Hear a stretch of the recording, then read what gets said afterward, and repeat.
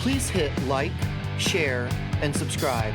Now enjoy the Practical Guitarist podcast.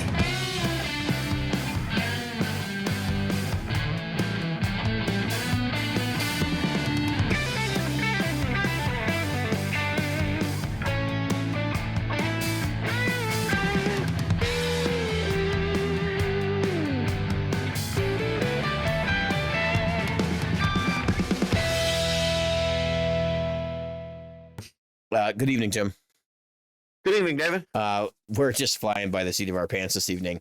We've been actually let's see. I've been sitting in my computer for about a half hour now, 45 minutes, waiting to get podcasting here.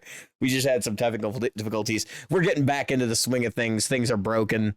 We have been both of our worlds, our personal worlds, have just been like complete nonsense for a month. Over a month for me.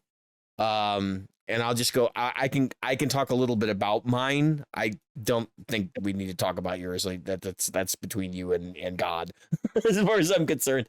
I'll talk a little bit about what I've been going on because I think it's important. Okay. All right. So, basically, like, we've started to rehearse with the band, and it just like work has been nonsense. That's like a whole other thing out of left field. I'm actually doing more videography at work, and so like that's been taking up a lot of time for me. But just basically the band thing is just like, we put the EP out, started getting press. We're not like blowing up or anything. We've only we played in an open jam. That was our own like playing opportunity in the last 30 days. But we did like 2 weeks worth of rehearsal for that. And because we had to get a drummer up to speed, so we're paying a drummer. He's a great guy. His name's Jerry Rivera.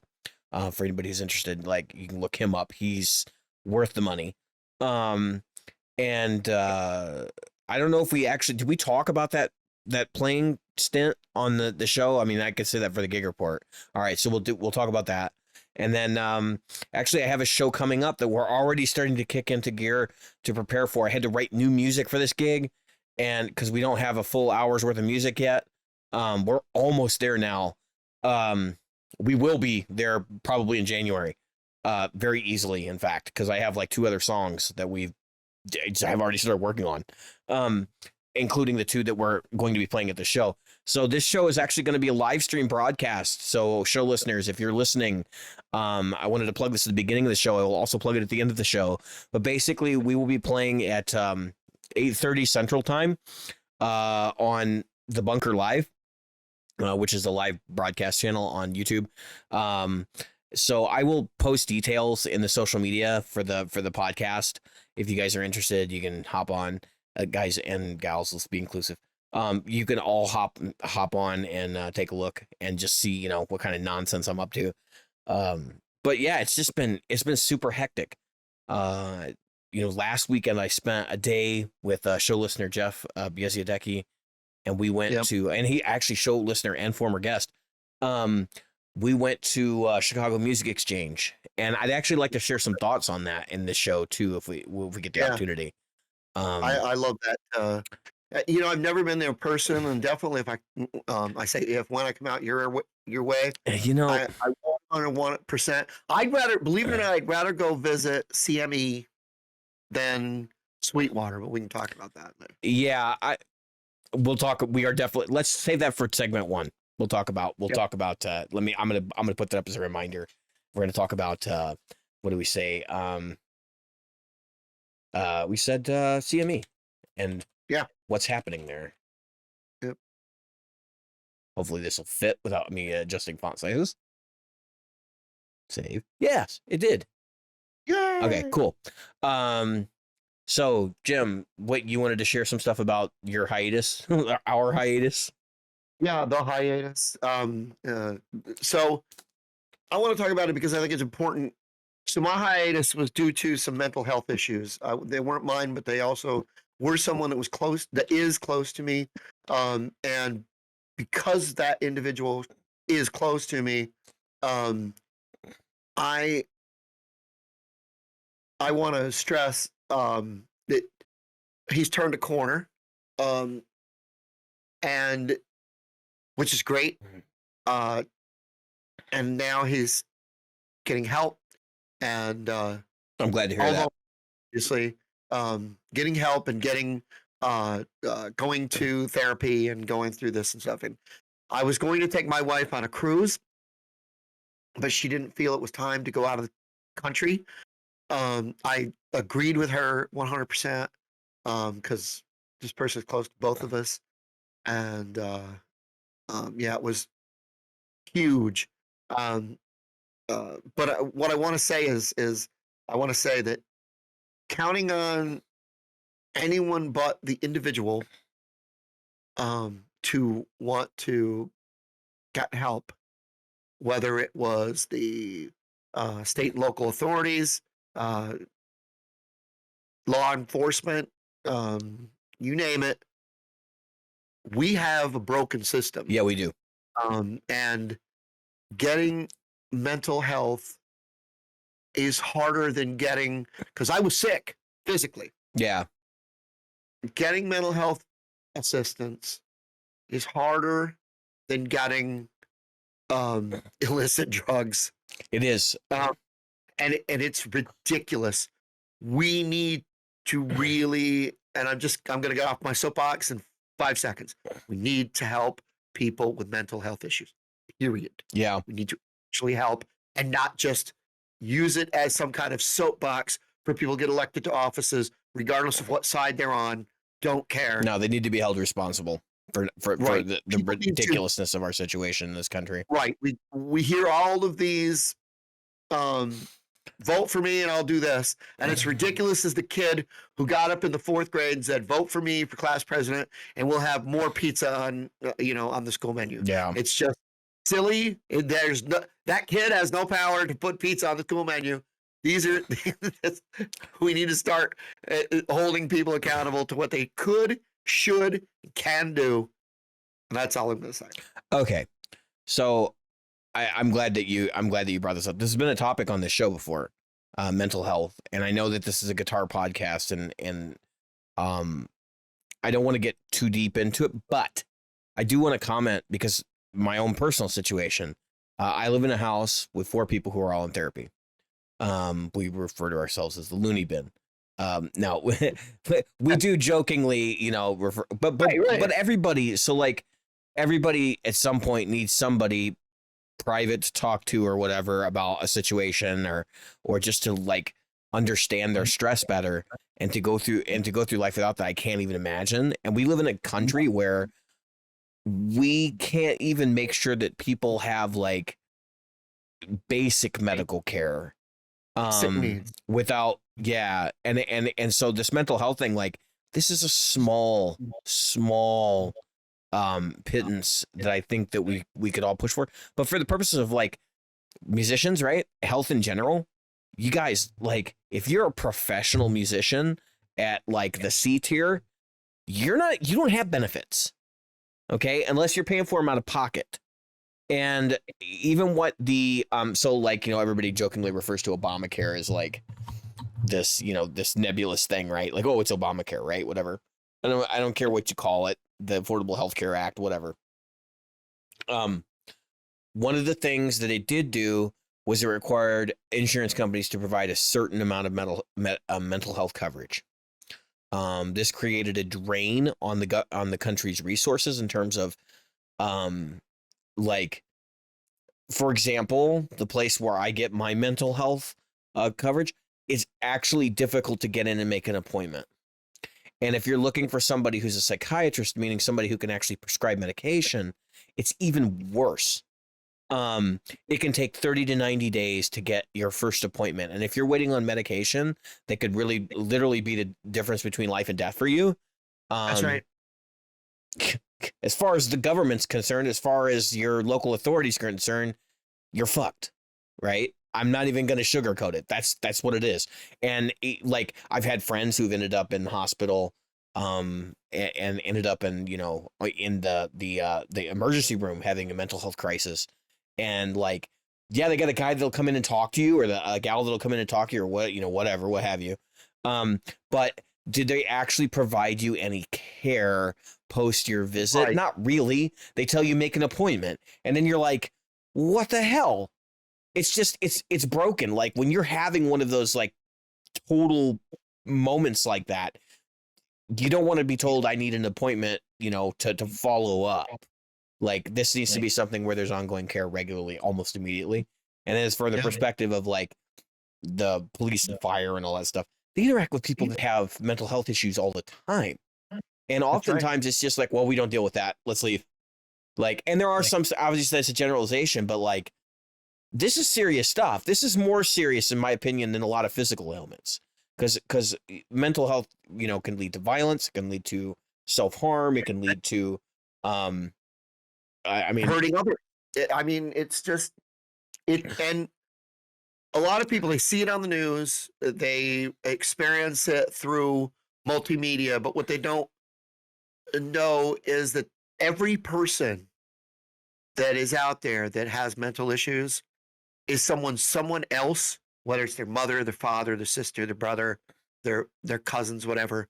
Someone else loves or loved them dearly. And yeah, we need to break these attitudes. And there is the last stigma I want to talk about before we move forward in the episode. Yes. Because I'm sure that was where you were going. That we need to break the attitude in this country that mental health isn't a real thing. Because unfortunately, there is a large portion of our population that laughs at people who get therapy or laughs at people who need psychiatric medication, or who thinks that everybody needs a safe, or that laughs that, oh, that's a safe space kind of thing. Like, listen, if you are that narrow, you don't even realize what your own problems are.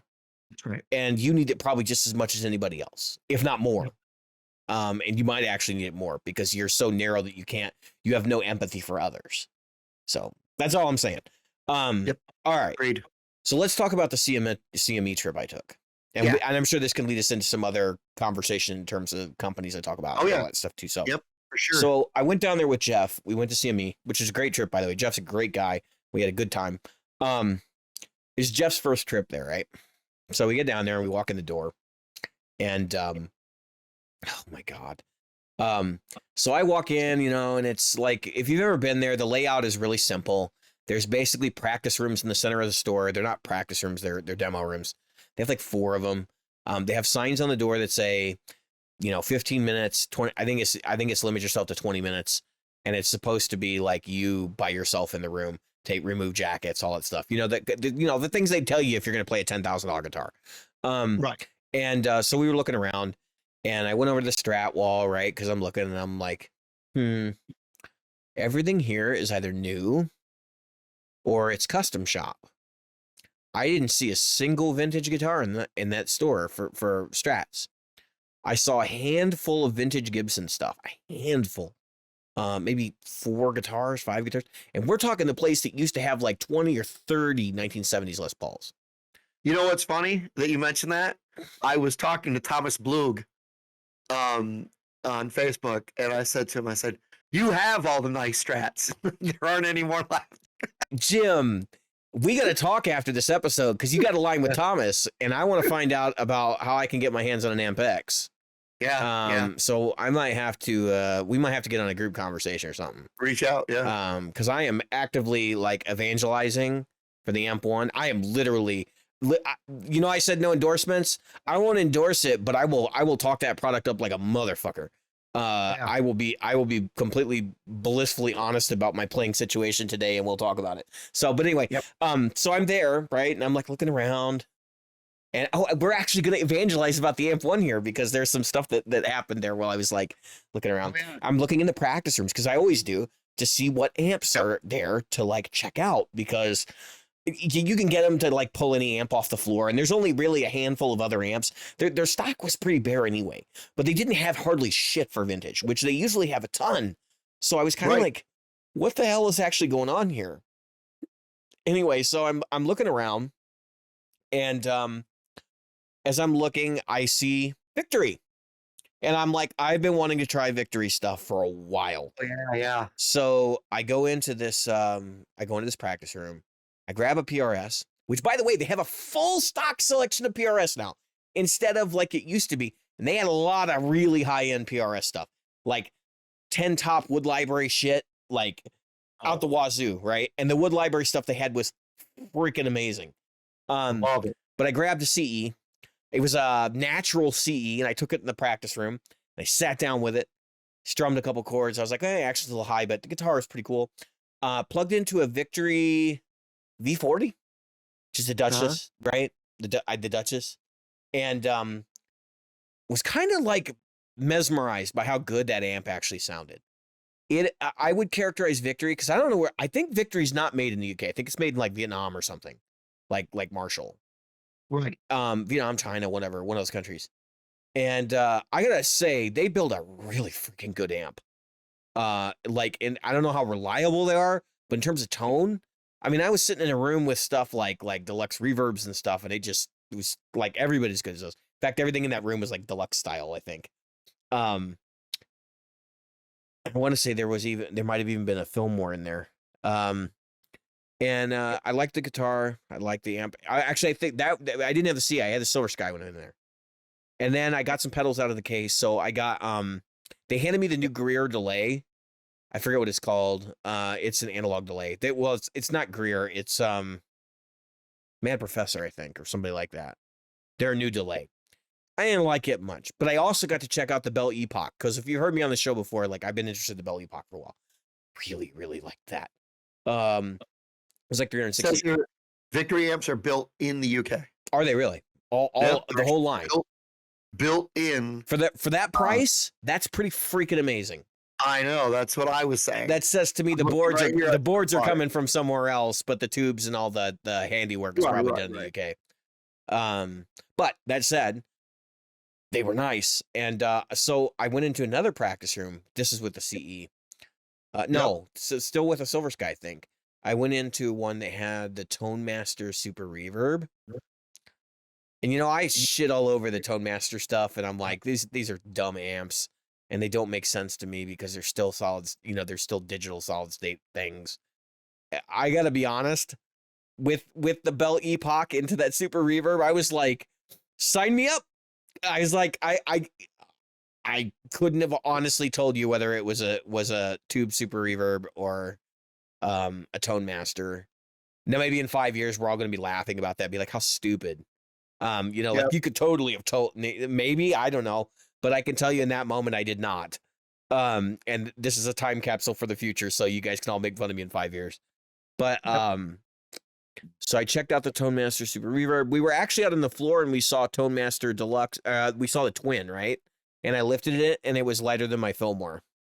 Wow. And I was like, well, I mean, there's a reason right there. You got the Twin. So I was like, yeah, okay. Other notable things. So the CE, the PRS CE I played. So I grabbed that. I went into the other practice room and I had the new Retro Vibe, the Mark III Retro Vibe from Jam Pedals. Yep. And I got to try out the Victory V22. No, it wasn't the V22. It was the Sheriff. I don't know what number that is. But it's like a 25 watt plexi basically. Right. And it has a JCM 800 mode on it or whatever. But cranked that guy up, it plugged it into a Marshall 212 Vert. And I'm not trying to poo-poo Victory here, like, because the amp's really good. I ain't even gonna lie. Like, better than what Marshall's probably putting out right now for that. Yeah. But because the Marshall's doing the studio line with they got their plexi and whatever. But I had this experience while I was plugged into it where I went, this is literally bonkers how close this is to my Amp 1. Yeah, that's crazy, right? My Amp 1 was like not even $700. And I mean, you think about the price difference, number one, and some of the YouTube videos you've seen where they do the side-by-side comparison. And you've been there, you and I have both been there, where it's like, okay, there's some fishy stuff going on in the background. But with the Amp 1, dang it, man, that thing is incredible. I could not believe. No, so here's the thing. It was like the moment where what do they call it? Where AI achieves the same, level of human complexity as a human being. That was the moment I had. I went, this is literally the same as playing through my Amp 1 at home, except my Amp 1's EQ was better. I was like, Yeah. wait a minute. I have more control over my EQ with my Amp 1 at home than I do this thing here in the store right now. Yep. And I went, nope, not buying one. Not interested. Because I'm like, dude, I can buy 2 Amp 1s for the price of a Sheriff. 2. Yep. And run stereo or have a backup or, you know, in addition to the one I already have. Like, that wouldn't have made any sense. I would have been a moron. Yeah, and that is literally a side-by-side comparison. In that it's apples and apples money-wise, because you're looking at the Amp 1 is ahead and the Sheriff is ahead, and the closeness. And anyone who hasn't played an Amp 1 through a good speaker cabinet, you're doing yourself a disservice. Yeah, I mean, because like if you've only used the little micro cab they make, it's not bad, but it's for Right. practice. correct. Like or used in a bi-amp setup, because he even says that. Like he uses the fat cab and the nano together.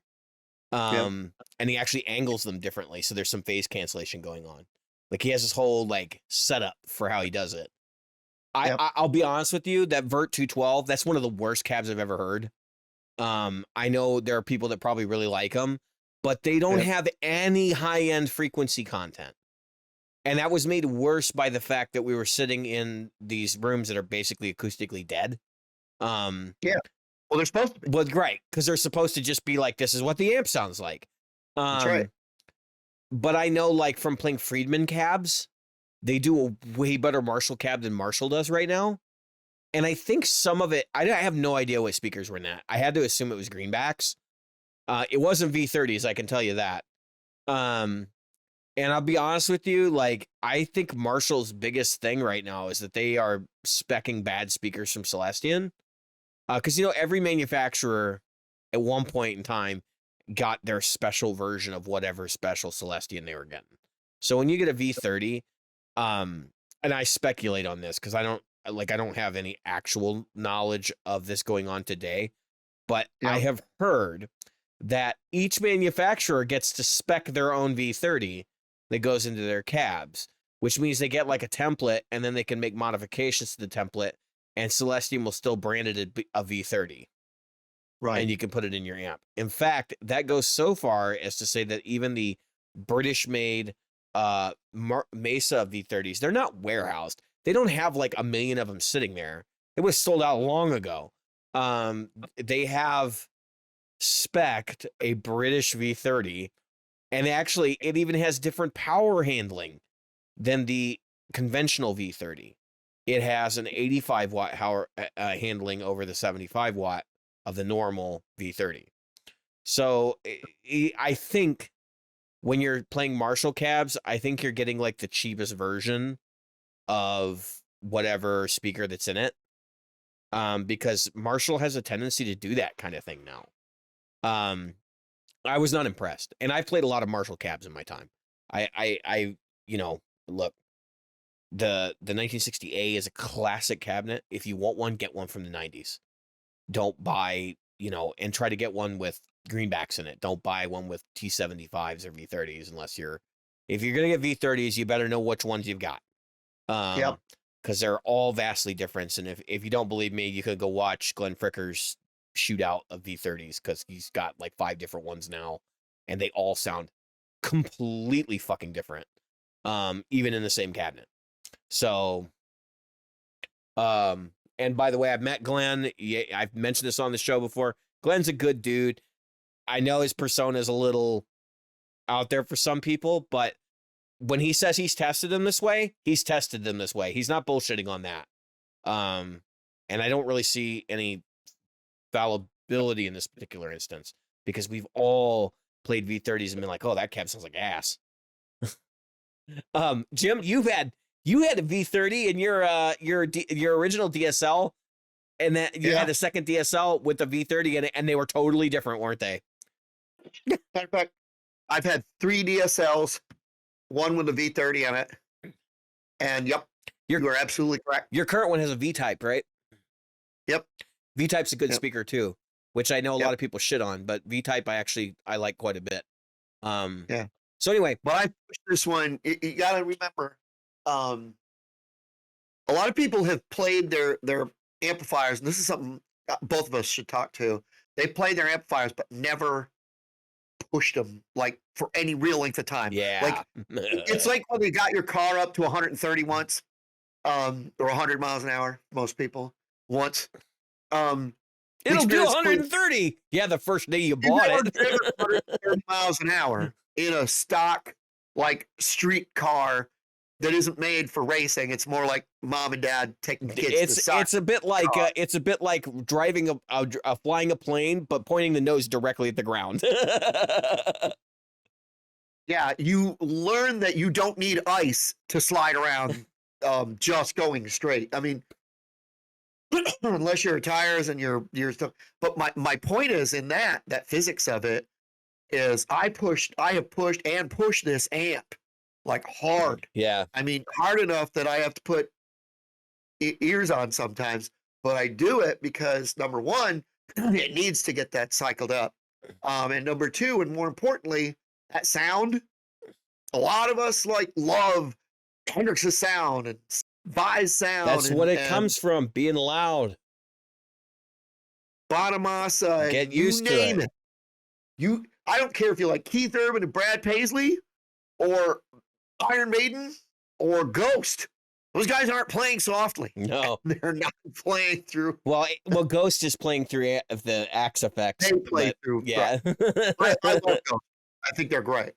But I'm talking about the early days. Yeah. But my point is that a lot of us love those old sounds, but they don't realize it. When Stevie Ray Vaughan was in the room playing, even with baffles, that guy was knocking people's ears out. I mean, so there's a point you need to get your amp revving. And if what you need and what you want is a soft, quiet amp that does a thing, then that's fine. But just realize that that's not the same as what David and I are talking about. When we're pushing an amp at its breaking point, I want it to be an uncomfortable territory. When you're actually in the room with the amp, you actually kind of want to be a little uncomfortable. You shouldn't be able to hear yourself talk to other people. Like somebody should have to stop playing for you to talk to somebody else. It's not an ego thing. It's not because I, fancy myself a rock star. It's because that's how that stuff is designed to be used. That's right. And it doesn't work. You're not getting the fullest potential of what the sound is supposed to be until you push it hard. And I've had several realization moments. I talked about one of them with somebody today about how I came to that. But basically just comes down to, I saw somebody do a clinic and they were like making the amp I already owned that I was considering selling sound better than I did. And I asked, how did you do that? And he goes, I used different settings when I got my amp turned up. And I go, well, shit. Like, this was quite a while ago, but about 10 years ago now, maybe more than I that. like mine, just like you're talking about. Mine's got to be just loud enough that I have to stop playing to hear you talk. And one-on-one near the amp. Now, not everybody gets the opportunity to play at that volume, and I get it. I really do. I play on a silent stage. I don't. But I play here in this room. That Marshall, I guess you can't see it, but yeah, you can. Yeah, it's that Marshall is pushing, and it's loud in here. And I love to, but that's the speaker. But it's like me. If I was on the stage and I'm singing, right? Mm-hmm. A lot of people I'll go, oh, the song goes like this, and they're like, wow, that's not very good. I'll go, well, that's because I'm not singing at my volume. Like I was singing the Pretenders song, I Stand By You. And I was just singing along with it. Somebody said, that's probably not a song you can sing well. Then I sang it out and they were like, oh. I went, yeah, because this is a speaker mouth. I have to push it and there's air and there's head stuff and all this stuff that's going on in my head. Mm-hmm. comes out, I'm allowed. You meet me in person, you're gonna go, Jesus, Jim, you are fucking loud. I am loud. I am fucking loud. And my friends always, always tell me, but when I get on stage, you're like, God, like last night I sang Dirty D's Done Dirt Cheap, which I'll talk about more later. The place just exploded. When I took that wireless mic, because the band plays for me, I am the star of the show at that point. I am Bon Scott. And the place just blew up. And when I went Dirty D's and I went dirt cheap like this, when I did that, and of course I'm singing a lot higher in vocal register, people were just. But the second one, the first one, I went done dirt cheap, and it was kind of a look at me, and then I went Dirty D's, and then they went done cheap, and they're all singing along with me, and I'm on the bar, done cheap, and they're all just doing this. They're just going bananas, all place, and on their way, every person, I love your AC. How do you do that? How do you do it? I go, I got to tell you, honestly, it's my mother bitching at me. It's the sound of my mother bitching at me. It's so funny. And that's why I can do it, because I'm just doing my mom. It was, but like you said, it's not a bragging thing. It's a thing that when you play, you want your guitar to be heard. It's got to be just above the crowd noise. It has to be. Whether that's coming through your speakers or the PA, in my case last night, it's got to be that way. And if you're playing at bedroom levels, which one of my new things is playing at bedroom levels, and you're gonna laugh at me, you're gonna laugh harder, believe me. It's one of those things where you're like here, and you go, I got to be just above it. And last night was the first time the place asked somebody to turn up. You're not loud enough. You guys need to turn up. Imagine that. Imagine having a club that asks you to turn up.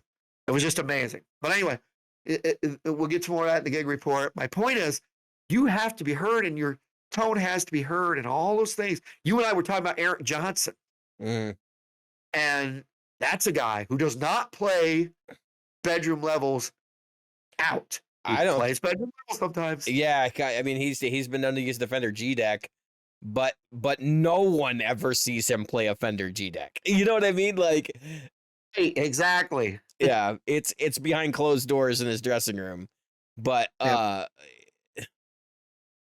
yeah, it's just funny. Like, that whole thing is like hilarious when you talk about players that, everybody does have to play quietly. We all understand that, but like, if you're gonna compare Gary, you can't really do that at quiet levels. Back to That's right. Back to the CME trip though. Yeah. Like the practice rooms there, you can actually get pretty raucous. I had a Friedman BE at one point at 5 through a 4x12 in practice room 1 there, and if you've ever been to CME, you know which one practice room 1 is. It's the one right by the pedal cabinet. And I'm told you could hear me outside the practice room pretty clearly. but nobody said anything, and it sounded great.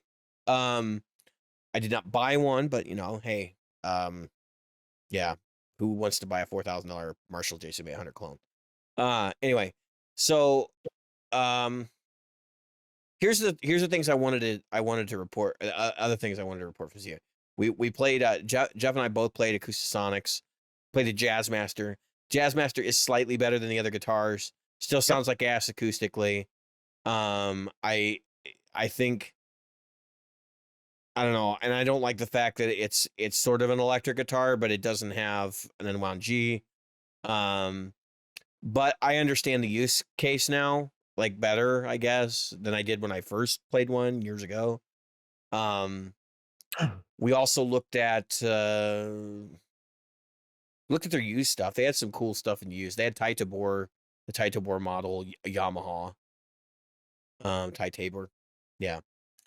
And then which is a cool guitar, by the way. But I want to talk back some things I've said over the years about a few guitars. The Silver Sky. It's not as bad as I made it out to be. I I know, actually right? really, really liked the Silver Sky the Yeah, second but time you I know, they played it. made some modifications to the Silver Sky. When I played that first one in 2018, which was one of the early ones off the lot, right there at the PRS factory, that is not the guitar it is now.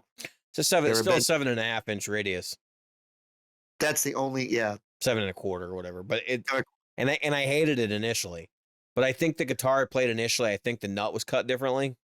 I think they figured out how to cut the nut correctly, and Yeah, that that's and probably in that like it seems like it had more string travel, which I know it's a hard thing to like gauge, but the strings definitely felt more elastic on this one. I will say that I played, I think, 3 different Silver Skies, 2 USA ones and an SE. I actually like the SE more. But I think it's because the SE is more like a conventional PRS in right. that it has a different radius, and I could buy either of them and be totally like, this is my That's strat, you know. yep.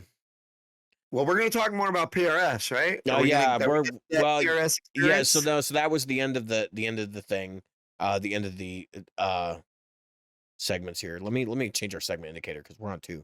So what I wanted to talk about like was the change that I've seen from PRS, or not PRS, from CME. Am I? I'm on speakers, aren't I? Because I can hear it. Yeah, you want Like me to take I it can hear. off Yeah, speakers? I can hear it echoing All now. right. And if I can hear it, I'm sure that it's being recorded that way. Yeah. Second. No rush. We can go. I can go ahead and talk some more while you're looking for them. Here, go ahead. So basically, CME used to be the place to go for like expensive vintage guitars. You want to see a 1963 SG and get it Yep. down off the wall and play it and decide you want to buy it, that's the place you went. They used to have, I would say, upwards of probably 75 vintage guitars in the store at any given time. In the Chicago area, they were sort of the Norman's rare guitars in the Midwest. So you would go in there and you would like see all these vintage guitars, and then you might actually buy the newer custom shop model because it was cheaper or more reliable, but like you could compare it to the vintage one and figure out exactly what you want to do. That is not the case anymore. I believe CME is under new management. I think they have been I think they were sold like 2-3 years ago. And I think because they got sold, I think the new owner has prioritized becoming the next Sweetwater. They think that they're going to somehow get into this market of selling new stuff and doing it at attractive prices and online. And I can be honest with our listeners, like I didn't see anything that was attractively priced there. I was like, I would have to argue pricing on literally everything I would have wanted to buy. And nobody wants to do that now. I can just go get on Sweetwater and order that stuff. They didn't really have any outrageous like brands I've never heard of or that kind of thing like they used to. They did have they had a couple of boutique guitars in the back, but they used to have like a whole freaking wall of Nash. They used to have a whole freaking area devoted to what's the guitar that Greg Koch plays? Reverend. They used to have a whole freaking area. They had like maybe 4 or 5 Reverends. They did have some Novos. I played, so they were like, it's not Novo, it's the like the inexpensive version. They're still $2,000, you know, $2,500 or whatever. I played one of them. It was okay. I played a new Sir. I played a Sir that was actually good. And I gotta say, if you get a good Sir, it's a fucking great guitar. But I also picked up the other Sir Classic Strat that was next to it, and it was dog shit. Not even gonna lie, it was pure dog shit. I would have bought any of the Fenders in the store over it. It just didn't. It was not acoustically resonant, and like, sir, come on, guys, you're selling a $3,000 Strat. You can do better. That's ridiculous. Even PRS's $1,000 guitars resonate better than that. Crazy, right? Yeah, it was I get it was like a vintage white. It was like a cream color. The one I really liked was 4,000, and it was just because it had like a relic finish. So it's like, really, guys? You know, I got to pay $1,000 to get checking. Come on. Um, just ridiculous. Well, checking in a better guitar, you know, because Right. the other one was dog shit. They actually had a couple of Sirs. I played 3 of them, I think. But you know, it's so it used to be a mecca. That's all I'm getting at. This used to be a mecca. It used to be a place where you go to look for the obscure, weird, rare, like vintage hardcore stuff. And now it's just Guitar Center. I mean, honestly, like Guitar Center with boutique brands. They have, you know, your normal boutique brands like Sir, and they had like a couple of Nashes. There's some I guess there's Revolta guitars or whatever. They had they had Cowers there. Really? Yeah, they had like sorry. five between 5 and 7 Cowers. I'm sorry you had to see that. They weren't very good. I mean, I'm I just don't kidding. have I don't have anything against Doug Cower, No. but I played a couple of the Cowers that were there, and I didn't think they were very good. I mean, it wasn't they were bad. It was just that like I could buy this for 20. I think it was like a Cower Titan or something. It looked like the Titan, you know. I could buy this the for Titan 20. looks like the Titan is like the Explorer. Is the Titan? No. Titan is like a Les Paul. It's like a single cut. Okay. How much? I think they were 2,500. I'd have to look on CME's site now to tell you what the price was. I didn't even look at the price on, to be honest with you, because I knew what they go for. They were overpriced for what they were. Like, I'm sorry. I look at the Cower Titan. It looks like it's a Telecaster trying to be a. yeah, it doesn't know what it's supposed to be. I would have walked right up front. I would have grabbed a Harmony off the wall, bought that instead. Yep. Harmony would have been cheaper. And it would have been the same level of quality. That's why I was like, okay, what's special about this? Your guitar, I could buy this and have 0 resale. The Banshee, that's the one I was thinking of. The Yeah, Banshee, so they I had the like look Firebird of. one. They had the Firebird too. Yep. Um, Yeah, that's the Firebird look. I knew it was Firebird or Explorer. I do like the look of the Banshee. You could give me a Cower Titan, and I would still have trouble making it a guitar I would want to play, yeah. want to play on stage. So this reignited my passion for PRS. Actually, I have all right. Let's back talk for a minute. Do we want to talk about Yep. We want to talk about PRS? Let's talk PRS. All right, we're gonna go to segment. We're gonna go. Both been looking at PRS. We're gonna skip segment 3. We're gonna go right to segment 4. Just because I don't really have a segment for That's cool. 3, but if we come up with something, we'll go back and we'll revisit it. Yeah. So PRS. So I have my S2, right? The one that has finish issues. And I bitched about it. And Yeah. And I almost sold it. And I built another guitar. And I played that guitar. What do you think was on my EP? The PRS. Most of my tracks were done with the PRS. The PRS It's was crazy, the isn't it? primary rhythm guitar for the entire album. Yep. I used the Strat on one song doing rhythm parts, mostly overdubs. That's the one with the Fishmans in it. And then I used my S500 to do the rhythm track on another one.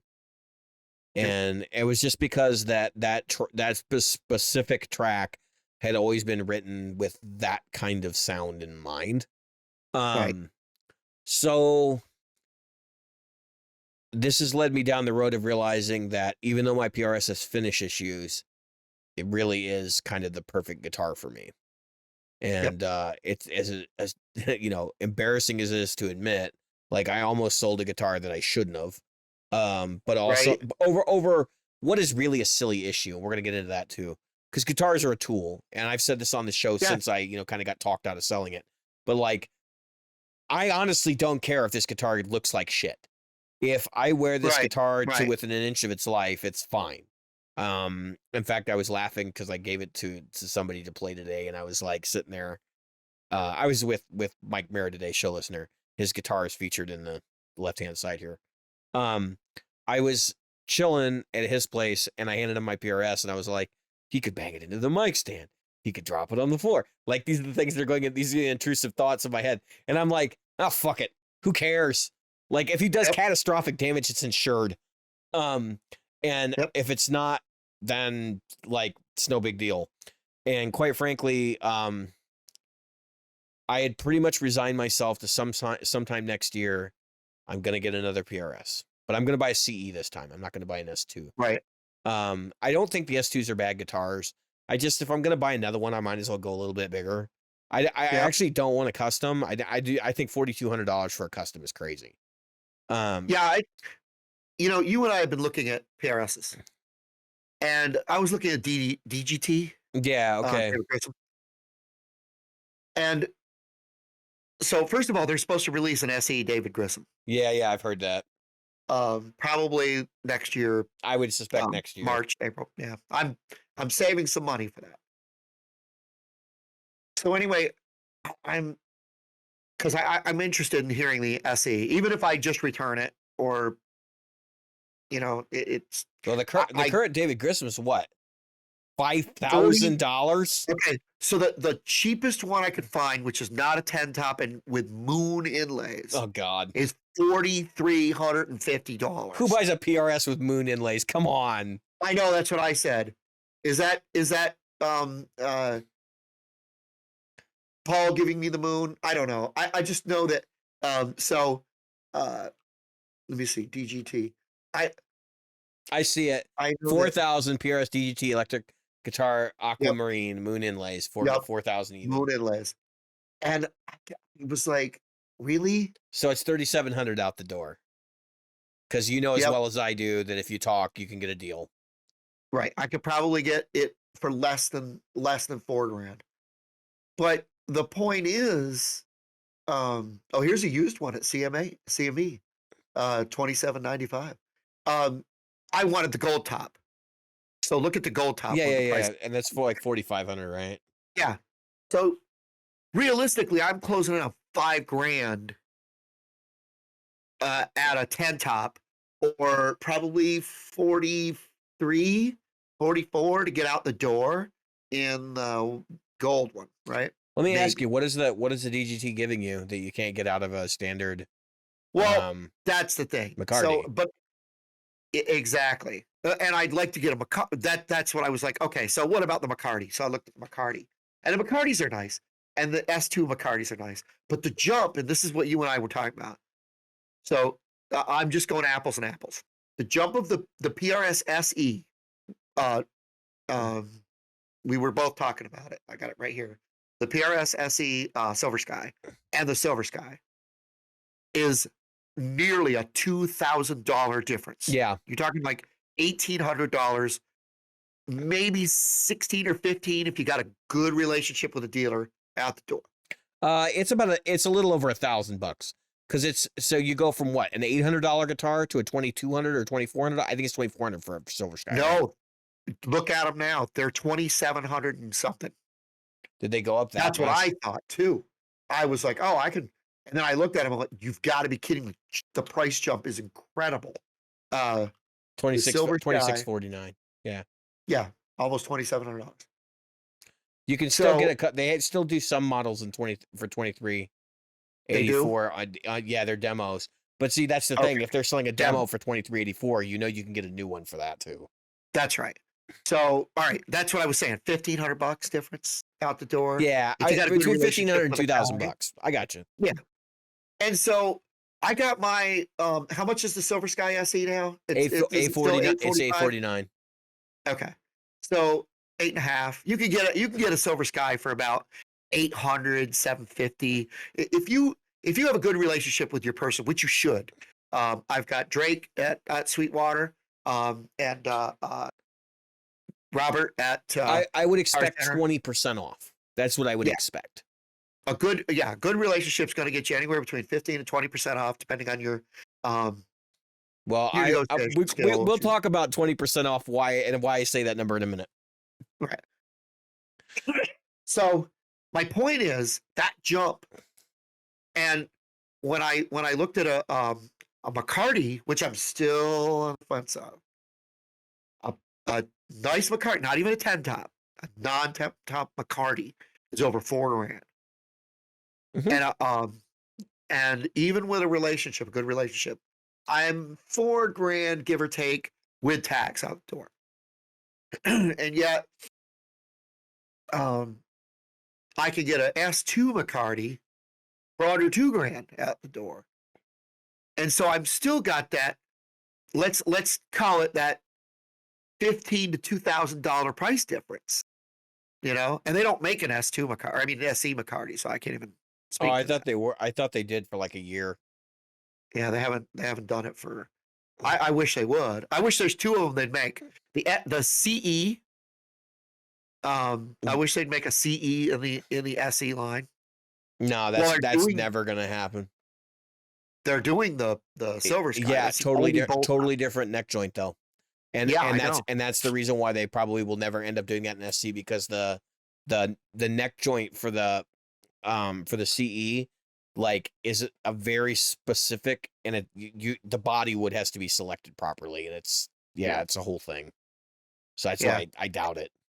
Yeah, Maybe I doubt it. someday, not in the near future. Right. And I think there's a reason, and you and I have seen it.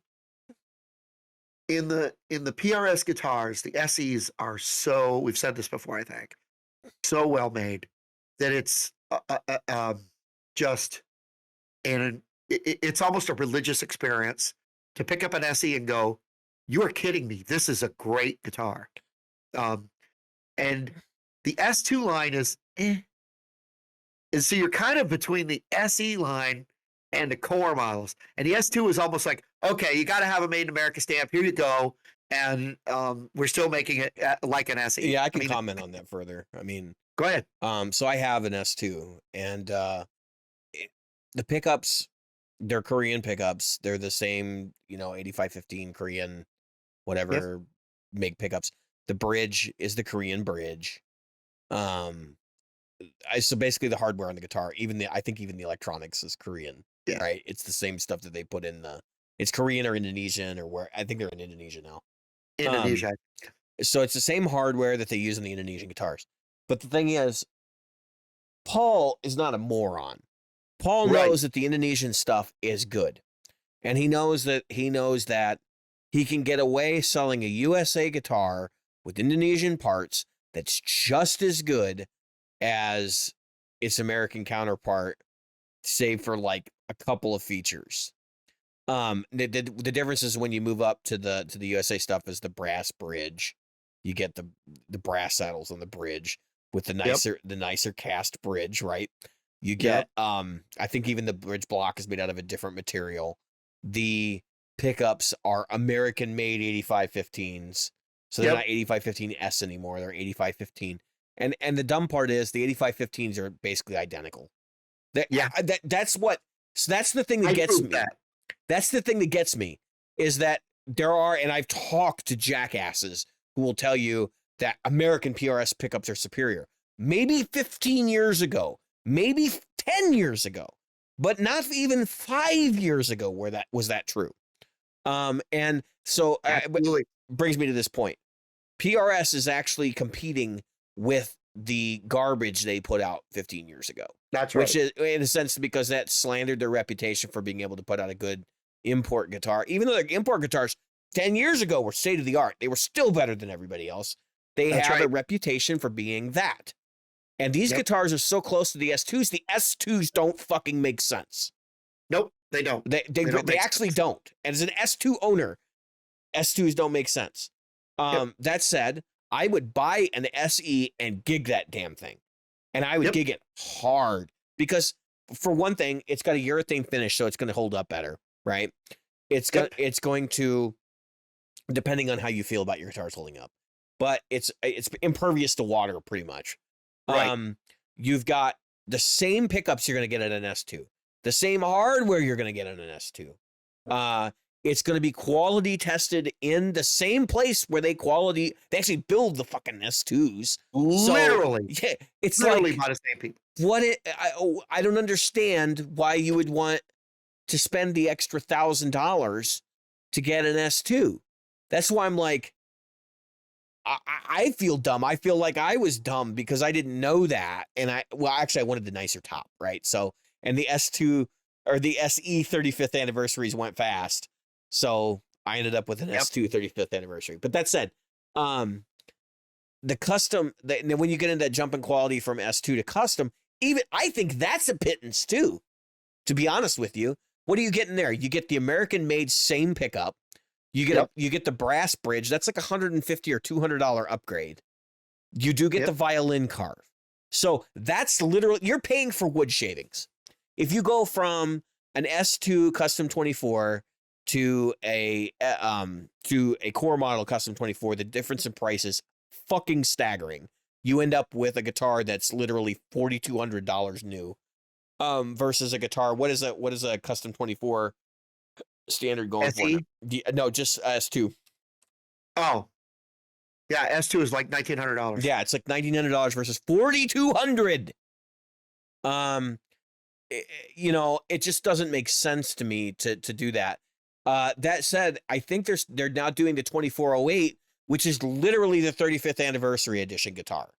Yep. So I believe me, in the back of my mind, it was like I could just do another 2408 if I wanted to.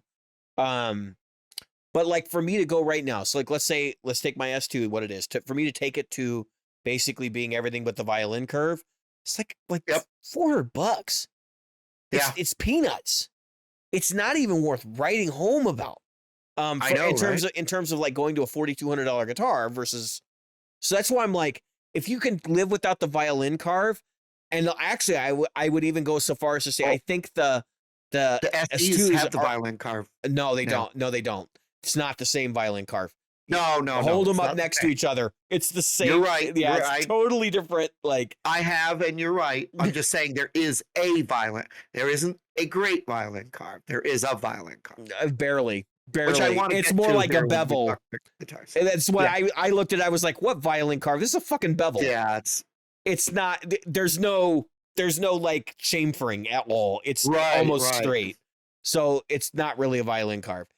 The reason why I bring this up, okay, is because talking to PRS owners I know, many people actually find the S2 guitars more comfortable, and I'm one of them, than the custom 24. And we're not just talking about price, we're talking about how it fits their arm and stuff. Right. Because it doesn't have the violin carve. Now, all of these things aside, where does the CE fit in here? The CE is actually the smartest priced guitar in the entire lineup. I can't argue that. That's why I'm looking at one. You know, it's so funny. I've had people tell me, well, the CE doesn't sound like a custom 24. I'm like, okay, it's not supposed to, number one. It's supposed to sound like a bolt-on neck guitar. And for me, I come from Strats. So sign me up, okay? Now, Jim, you come from Les Pauls, so maybe not sign you up. But like, realistically, it still has a lot of that custom 24 DNA. So if you like the custom, you're still going to get similar sounds out of it. It's just going to have a little bit more snap. It's not like night and day different. Right. A lot of people tend to think that like, oh, well, if I get the bolt-on guitar, it's going to sound like a Tele or a Strat. No, that's not actually what creates the Tele Strat signature sound. It just has a little bit to do with the attack. What creates that sound mostly is, I hate to tell you guys, but we had Dylan Talks Tone on here. And we've had other people on here who have basically said the same thing, which is pickups are probably 80% of the sound of the guitar, not more. Yep. So that's why, like, in my mind, the CE makes the most sense. It's $2,200 right now, I think, or $2,400. You can get them for 20% off. Most of them are under 8 pounds. Were you aware of the new reverb feature? If you follow like items on Reverb, the seller can make you an offer without you making one first. That's right. If you matter of fact, I've been putting stuff on my watch list, and guess what happens? You get an offer. Seller sends me an offer. It's typically, how much do you think off? On my CEs, it's usually around 20 to 25% off. So that's why I'm saying you can get 20% off. That's the straw man offer, right? So like, we need to dump this guitar, we'll give it to you for 20% off. the problem with getting a CE right now, for everybody who's listening to the podcast, they're fucking hard to find. PRS is not building a lot of guitars right now. They might be building a lot, they're quote unquote, they're building a lot of guitars right now, but like, I think the demand of the orders from 2020 on retailers may flood the market with guitars that sit on shelves. So I would be really hesitant to buy guitars until the new year. Give it a little bit of the first quarter. And the reason why I say that is because we'll know whether we're full-blown recession first quarter. We just got news this week. Amazon's laying off a bunch of people. Other big companies may start laying off. If you see massive layoffs, you're going to see prices on PRS from retailers, not from PRS corporate, but from retailers are going to be taking pennies on the dollar on them. You're going to be able to make some cool deals. Because they're going to be sitting on a lot of inventory that's not going to move. Now, the reason why PRS hasn't caught up with demand is because they're not growing their company size right now. They did the smart thing and realized if we add a bunch of people, when this whole thing is over, we're all screwed. So Paul has some good people advising him on the business side, because I'm sure there was a bit of an itch to try and grow the company during the economic, boom that happened as a result of the stimulus money and all that that we've been living in for the last 2 years. And I think Paul had good people that said, don't hire anybody, don't grow the company, don't nothing that wasn't nothing that wasn't planned prior. Right. So that's where we are right now. We're looking at a line of guitars that is, for all intents and purposes, doesn't make a whole lot of sense from the pricing perspective. And really, for lack of a better word, is pretty overpriced unless you're considering the SE line, which is priced right where it should be. Right. And I think some of that just has to do with them continuing to keep their guitars as an elite guitar. The Custom 24 is $4,200 because they want to make it very clear to you, this is custom shop level quality on a production line. It's $4,200, which is the entry level custom shop guitar from Gibson. It is the entry custom shop level guitar from Fender. They know clearly what they're trying to tell their customers. And do I think people are paying $4,200 for customs or custom 24s? No, they're paying $3,750, $3,600. That's the reality, right? Because there's wiggle room in those prices, and those guitars don't move like the S2s and the SEs do. SEs I've heard are ordered out for like 2 years. S2s, kind of the same deal. I can also say that their reps are so damn busy you can't get a word from them. I've reached out to several retailers because I'm looking for a specific one. And I reached out to several retailers and I asked, what's the word on these? And they basically said they get them when they get them because their reps don't know. And it kind of sucks because as a customer, now you got a dealer relationship that you can't reward for, doing your thing because you can't get the one you want. And it sucks for me because I would have to fly to one of these retailers if I wanted to see what it sounds like, or I order it from Sweetwater and guess. The other thing I wanted to point out, so the blue Mateo color in CEs is nothing like what it actually looks like on Sweetwater's site. So the blue Mateo it's like an iridescent blue, but their color, whatever they're using to capture the images for Sweetwater, is blowing out those images and making them look very, very close to aqua. And those guitars are not aqua; they're actually more on the dark blue side. In terms of the color of iridescent blue, like the color spectrum, they're on the darker side of iridescent blue for sure. It's hard to describe on an audio podcast what a guitar looks like when you're talking about finished colors. So just go look at the pictures of the blue ones on Sweetwater. The model guitar is correct. The model guitar looks correct, but the other ones that they've had in stock do not. I don't know if they even have it. They may not even have any in stock right now for the Mateo Blue, but so I basically resigned myself to getting to the Ariza Verde, and there's a reason for that. I think Mateo Blue is such a popular color that they're putting shit tops on them to get them out the door. And I think Yeah. the green ones I've seen have had way better tops. Yep. Because that's probably the least popular color. And I don't really care about popularity so much. It's just like, I want a nice color. I don't really care if I have another red or brown guitar. I've had enough fucking red and brown in my life. I want neon pink, or like some, and I think they Yeah. actually do a neon pink. Like I want some outrageous like 80s color, because I'm just sick and tired of like brown and red and black and gray. Yep. Like PRS, could it kill you to just not make every guitar you make in some sort of red burst, some sort of brown burst, some sort of gray burst, and black? Like, just give us like 5 or 6 color options outside of that, because you don't make a lot. They don't make a lot of models. PRS has far fewer models than the other guys. And the yellow, I'm sick of the yellow too. That the honey yellow thing, like it was cool on the Santana. Just leave that color for the Santana. Like we don't need it on every freaking guitar.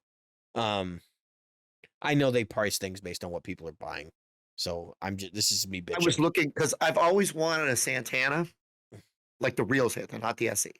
Yeah, my guitar teacher I'm used to have still one. out of that price range. I can't pull that trigger. I mean, I was on. They still have that PRS I reached out to him about. It's sitting right here. I won't show it on the Oh, really? I won't show it on the podcast because I am not letting a show listener buy that if I decide I want it. But yeah, so I don't know. PRS, like my relationship with that company has been like corporate evil, but less corporate evil than Fender and Gibson have seemed to be for me. Yep. I have actually spoken with Paul in person. Jim, you've spoken with Paul in some capacity in person. I have. And that makes me more relatable to them. I've never met JC Curley, and I've certainly never met anybody who's in charge of Fender. So, you know, there's more of a personal relationship there as well. Yep. But, you know, it is what it is. And actually, I will say this. This is the other thing that cool takeaway from this. The combination of that and the Amp 1 is really just phenomenal.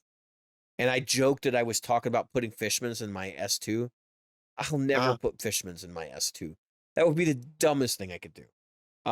If anything, I would have custom wound pickups. They're sort of in the vein of PRS, but with some more treble. But I honestly think even the CE, I would keep basically 8515s in, because those pickups just work good. I mean, your rig sort of has to be like tweaked to work with it. But once you get that ironed out, like your sound is very full and it's got a lot of push to it. I really like it. And I actually love this split. That's going to be one of the things I'm going to miss on the CE, is having the ability to split both pickups. But I'm pretty sure I could have it modded to have the pulse switching, should I so choose in the future.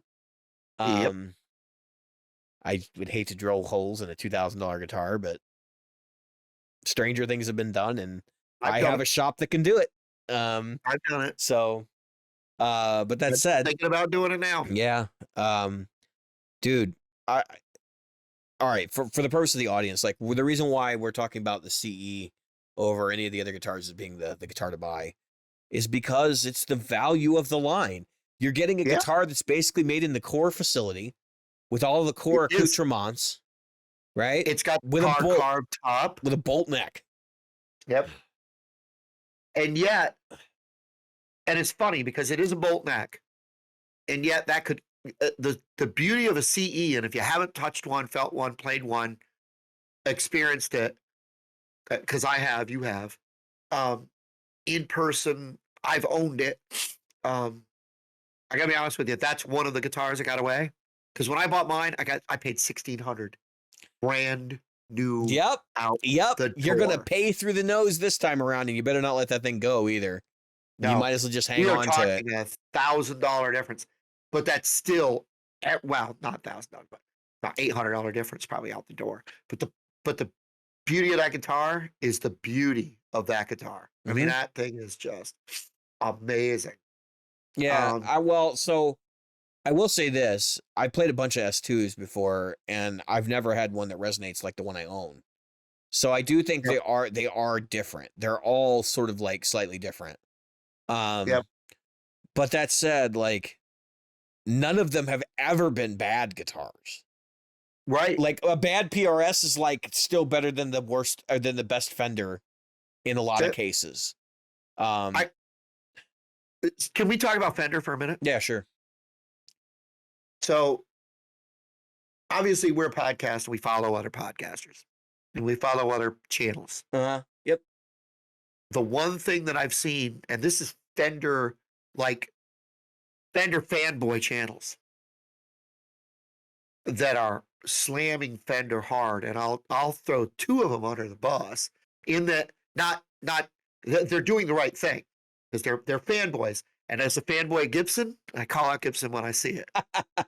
I don't let you but- not call out Gibson. Yeah, and I will, but I'm going to say something about two of my new guitars. But right now, the fandom of Fender is realizing, and I'm saying F's because I got a stuffy nose. It's hard for me to make an F right now. A Fender fanboy, and Jim can't say that 3 times fast right now, are calling out the quality assurance is not bad. It's horrendous. We're talking about the American Vintage 2 series. These are, Yeah, we're the talking AV261 reissue. Great sounding guitar in the hands of people doing the demos. Yeah, But the ones Ryan- that are showing up are Ryan- not good. right. Ryan from 60 Cycle Hum got in a horrendous Jaguar. Is Yeah. it Jaguar? It like what's the one? sharp No, fret Jazzmaster. ends and yeah. Jazzmaster. The fret ends were horrible. The bridge was bad. They didn't do a great job in the quality assurance whatsoever. And there's another channel. Let me get the name of it. Not because I want to call it out, because I think it's important because this guy is not just a Fender fan person. He's a Fender specific guitar fan. Like channel. Um, He's like a channel that's devoted to Fender. Right, that's devoted to a specific type of Fender. And let me get this up real quick because I want to the Pusheen. Okay. Pusheen.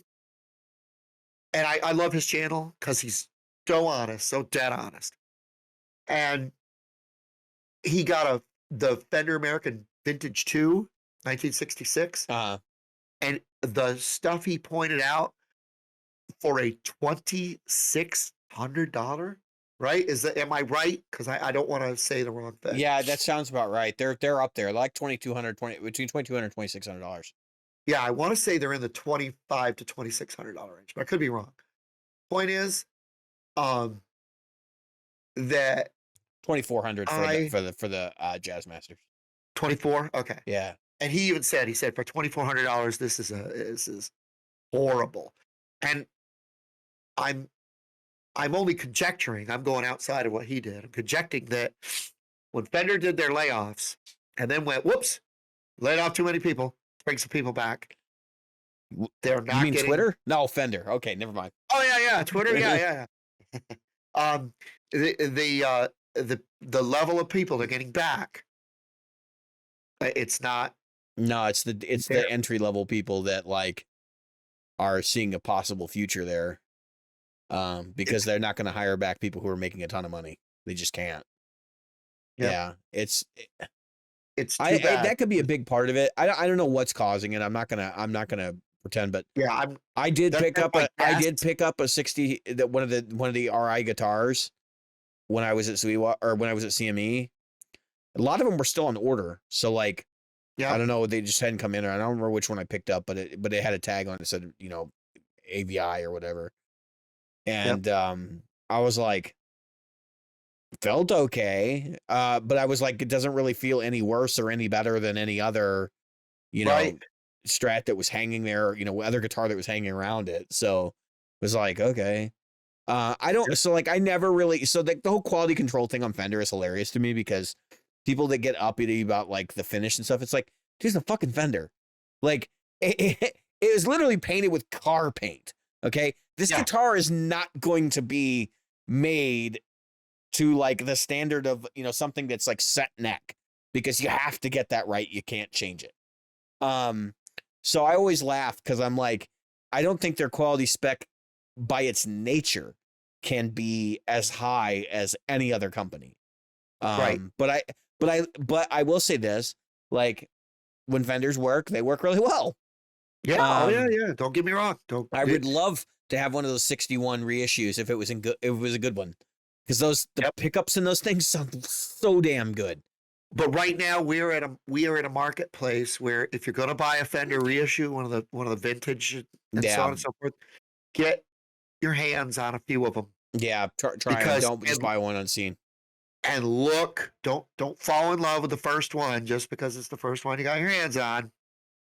Yeah, Get your hands on a bunch of them and compare and them. compare them. Look at the little stuff.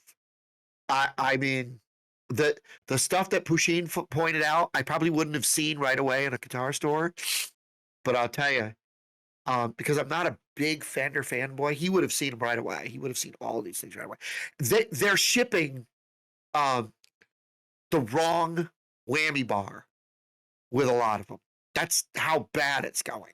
They're putting the wrong whammy bar in the box with the guitar. That's just unacceptable. You didn't put the whammy bar in there to make sure it fit? Really?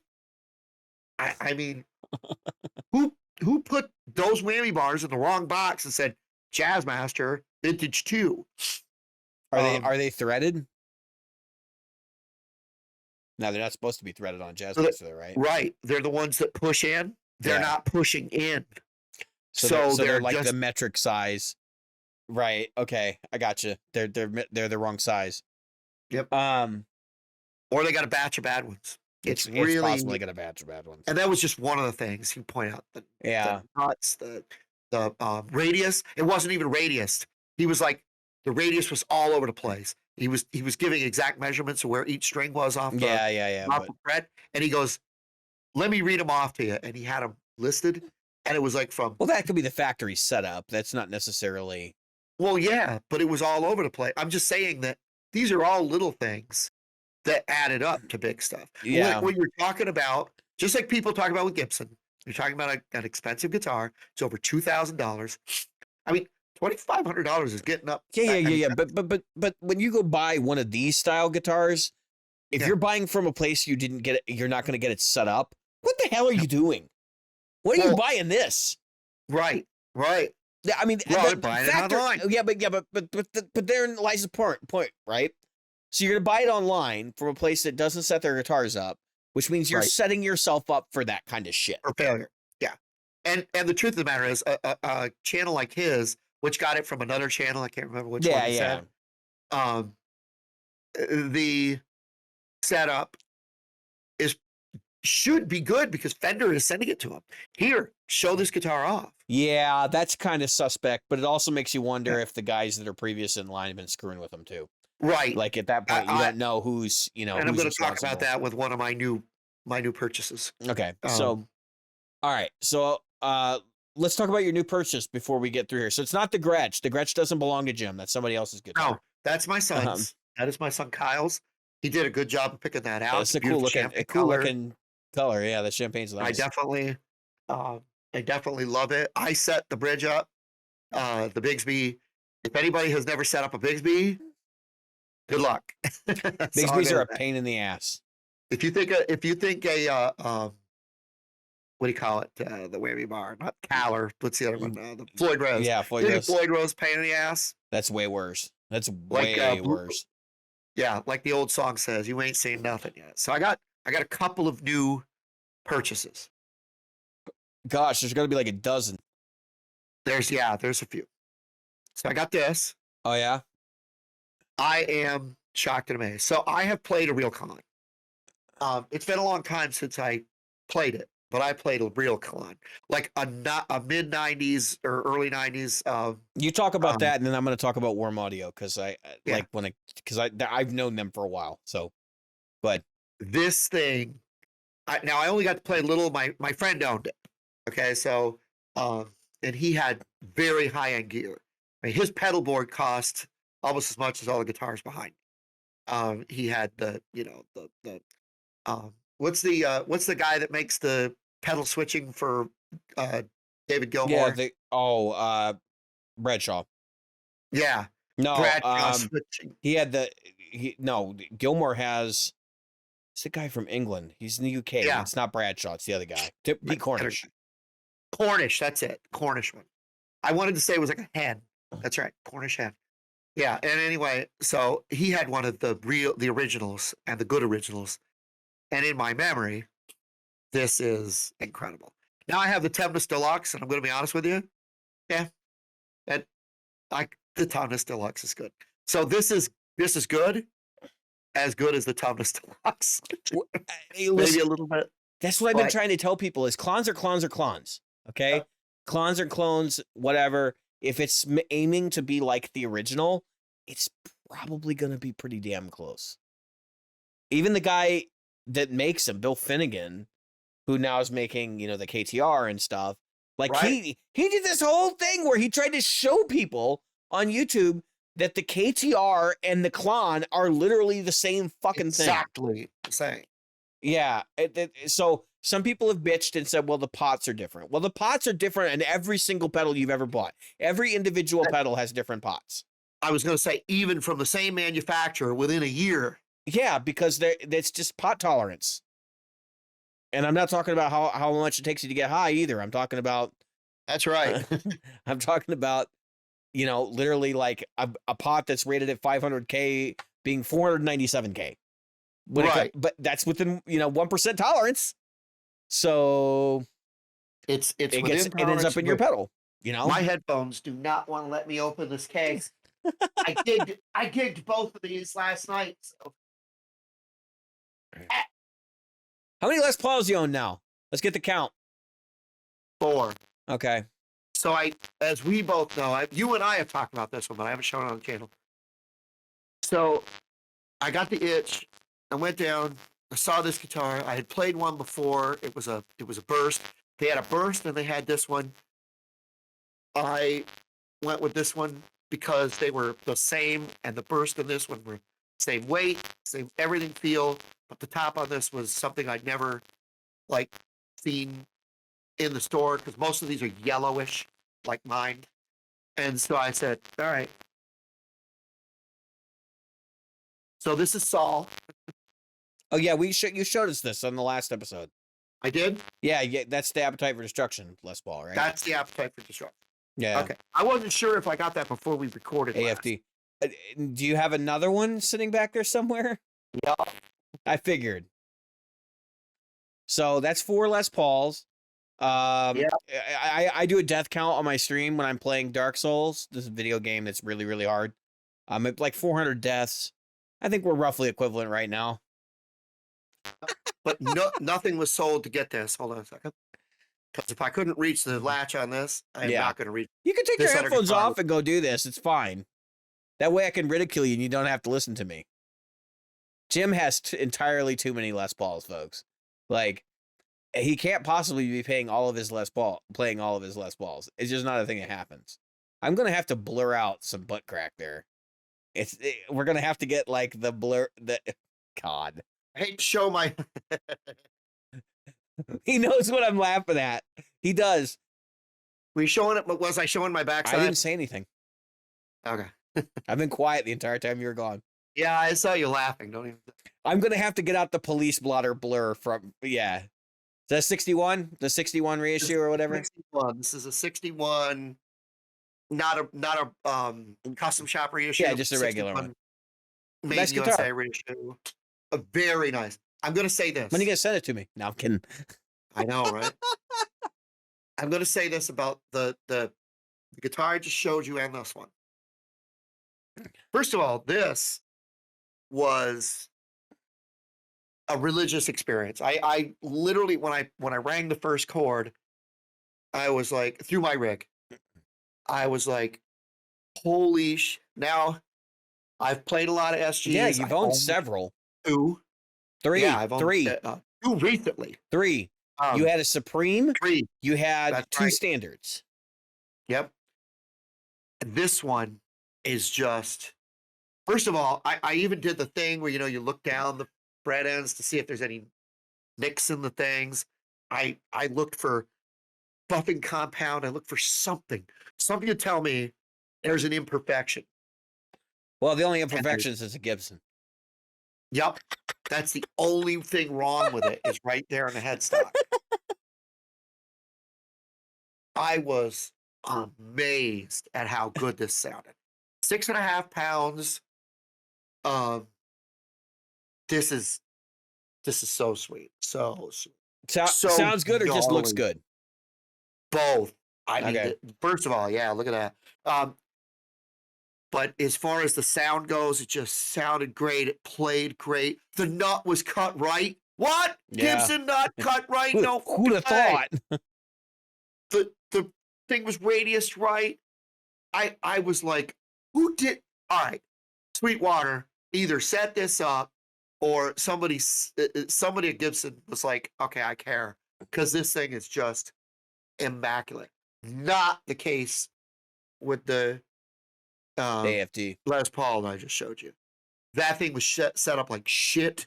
Like somebody didn't know what they were doing. But I don't think that was. Sweetwater doesn't actually set him up. I think Gibson sets him Yeah. up, and you're at the mercy of who did the setup. Yeah, I think so. Now that said, my the flash guitar was a Guitar Center purchase. Yeah. Not slamming on Guitar Center, No, I don't think it has anything to do with that. but the truth of the matter is the thing was set up like dog shit. And I think what happened, because you and I both know, first of all, it's a 2020, and I'm the first owner. I think that thing went out the door and came back. Yeah, it's possible. Maybe more than once. Because it is a 2020. I think somebody ordered it in. It was tuned down. Well, even them being set up, like just sitting in the store and getting played will whack them out. Because I've actually seen like Floyd Roses where people have adjusted them and shit. I know. I was at a store and I picked up a guitar, the Floyd Rose one time. It was in drop D. Somebody had to bring an Allen key to loosen the locking nut to put that thing into drop D. Who carries an Allen key in their pocket? Exactly. So I played those two guitars last night. And during the thing, I'll talk more about it. Amazing sound. I wanted to get them on the stage and get them loud and get them out there. And they've played and felt so good that it's hard to. Let's just say that's not the end of my guitars. I've got another one coming.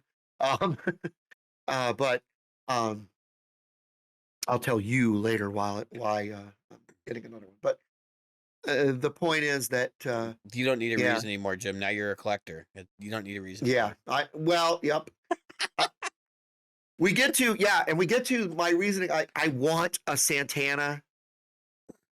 So we talked about now I'm back to PRS. The reason I want a Santana is I don't know if you've ever played a Santana.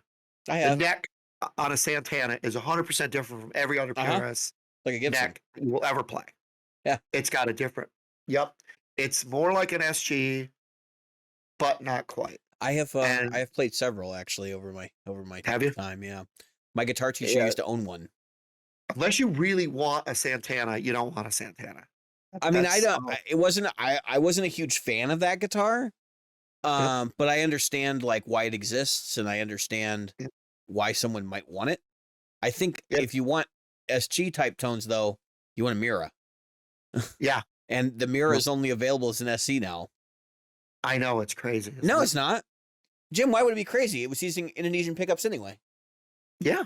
Well, the Mira is great guitar. That's what I'm saying. The Mira is another great guitar that's now made in the right place for the right price. Definitely a great bargain. Yep. So, all right. So that's most of my new stuff. I'm sure I missed something. We're way beyond what's new, but okay. Go ahead. Let's go on what's new. Yeah, well, not really. I haven't really had what's new. Oh, I want to talk about Warm Audio for a minute. So you got the Klon right from Warm Audio. Yeah. So for those of you who don't know, like Warm Audio has been around for a while now, and they Yeah. make period correct equivalents for a lot of really high-end studio gear. The kind of shit that people would like freak out about if they would change things on it and be like, that's not legitimate, like that's not real. So like 1176 compressors and Neve preamps and Neve EQs and all that kind of stuff. So for them to take on things like the Klon and the Zen Drive as their first guitar pedals totally makes sense, because those are pedals that people argue about the parts in all the time. And it sort of makes sense for somebody to be like, you know what? I'm going to make a Klon in the real housing that has basically the same parts. And I'm going to charge you basically what everybody else is charging you for it. Maybe slightly less, because I'm going to make it in China. Yeah. Yep. And Warm Audio stuff is really, really good. I have not heard anyone tell me Warm Audio makes bad mics, bad preamps, bad. Honestly, it's legit. It is what it says it is. And so yeah, that's all I'm saying. Like, I'm not shocked to hear that Klon was good. I really am not. Yep. Okay. So if you want me to talk about what's new, so I really don't have a whole lot. I got a cab box. I can run 2 cabs at once now. That's great. Works wonders. Nice. Finished out the whole board in the last month or two. So I have an ES8 on the board now. It's all programmed. I got 4 basic sounds I use for everything. It's worked out wonderfully. It's been my bread and butter. Still kind of wrapping my head around how to get everything bulletproof on there, but for the most part, I can get in and edit pretty quickly. So if I have to make modifications, I can do that, or I can work on the fly. Other than that, there's really not too much else to share. What did I bought a pedal. Oh, I bought that AC booster. Got that in. That was a good pedal. It's on my micro board now with my BB preamp and my DM2 and my Rat, my JHS Rat, the 3 Series Distortion. And honestly, like, it's just a good pedal. There's nothing really to share there. It's like a Tube Screamer, pretty much. In gain level and stuff. Maybe a little bit more top end. Tube Screamer with an active EQ, 2-band active EQ. Yeah, so that's basically like all the new stuff that I've gotten. I really don't. I was like, I'm saving money now. I really don't want to spend anything. So that leads us to the gig report. Let me change the LED indicator here over to gig report territory. LED off, LED on. I do not have my Stream Deck running tonight, so kind of flying by the seat of my pants here. All right, we're on the gig report. So I'll go first because I know, Jim, you get a long one. You got way more gigs than I. I do want to talk about playing out with Destiny Unraveled for the first time, which is my band. So we went and we went to the open jam I go to all the time, and we talked to the guy that runs it, Sam Wyatt. And we're just like, we'd like to come out and play as a band if that's okay. And he's like, yeah, he's cool with it because he knows we've been there a lot. So we had our hired gun show up, and we played first, right? So here, let me tell you the comedy of this night. We got called up. Tony and I got called up to play with another band first, like another sit-in type thing. And I'm playing in flat tuning. I get on stage, my guitar is tuned flat. I have a floating trem. There is literally nothing I can do to fix my situation. So I played through that whole thing in flat tuning, transposing in my head.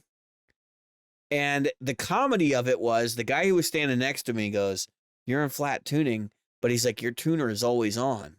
So he's like, "I can look at your tuner and follow along." Well, I'm making mistakes left and right because I'm in flat tuning, right?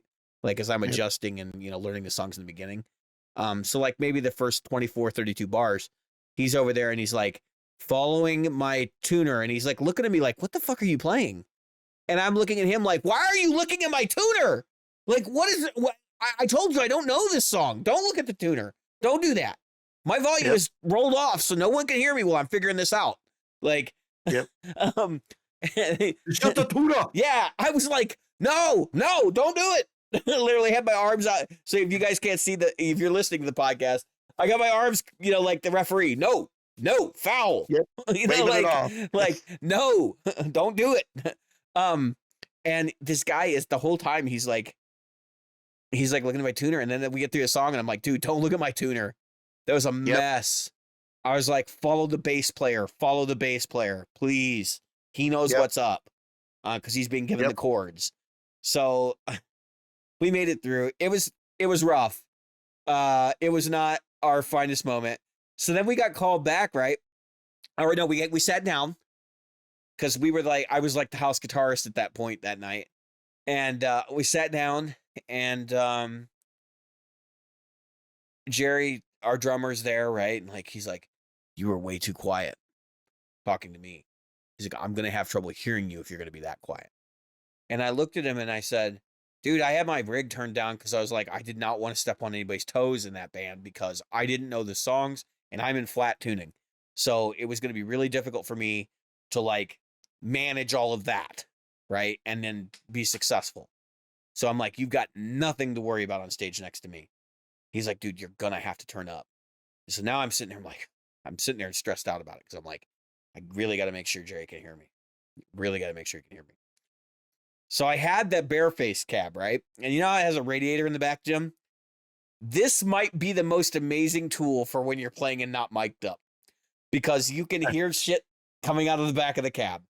So I put it in front of the drum kit when we got called up to play as a band. And I angled it so it was facing directly at Jerry, that back radiator. And I put the amp one on half. And we played, and as soon as we started playing, the energy just went. It was like through the roof. And at least for me as a player, like I can't speak for the audience, but people seem to be into it because I know the songs well enough. I'm actually looking at the audience while I'm playing, and we just went for it. Like it was a good moment because I felt really strong about everything we were doing. We got to the part in Stairways and Highways where the song drops out and there's like four measures of nothing, and everybody is like standing up and clapping, you know, and cheering and whatever. And I'm sitting there, I'm like, that's exactly what I planned to have happen in that moment. Like, I'm like, everything is firing in all 8 cylinders. It's exactly what was supposed to happen. Everybody stopped. All the cues were hit. It was perfect. But here's the thing that this is the way the audience sees it, right? So like we get through the song and then he comes back up and he says, you guys can do one more. And we're like, we're not prepared for one more tonight. But, you know, we of course, told everybody who we were and where they could find our music and stuff. We could have played one. We could have played 2 more, actually. But we walked off stage and I sat down and I kind of just sighed and like relaxed because I had a panic attack on stage during that. Wow. And I was playing and my heart was beating out of my chest and I felt like I was going to pass out. And it was because I was so concerned our drummer was going to miss cues because they don't mic things there.